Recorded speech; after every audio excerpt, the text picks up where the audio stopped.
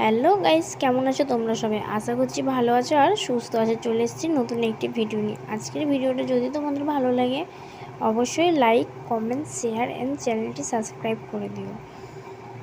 তো সকালবেলায় সম্পূর্ণ কাজ যা যা থাকে সেগুলো করার পরে রান্না করতে চলে এসেছিলাম। তো মা বলেছিল মাছটাকে একটু বেশি করে ভাজতে।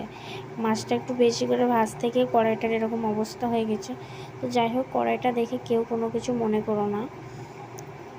তারপরে রান্না টান্না হয়ে যাওয়ার পরে আমি পুরো ঘর বারান্দাটা একটু ভালো করে মুছে নিচ্ছিলাম।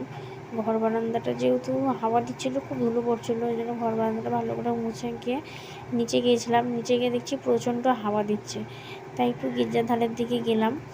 গির্জার ধারের দিকে গিয়ে দেখছি সবাই বাচ্চারা এখানে খেলাধুলা করছিলো। যাই হোক, 1 ফোঁটা 2 ফোঁটা যখন বৃষ্টি পড়তে লেগেছে সবাই যে যার মতন বাড়ি চলে গেছে। আর আগে এটা জল ছিল, পুরো গির্জার পুকুর ছিল, এখন আর এটা পুকুর নাই, এখন পুরো শুকনো মাঠের মতন হয়ে গেছে।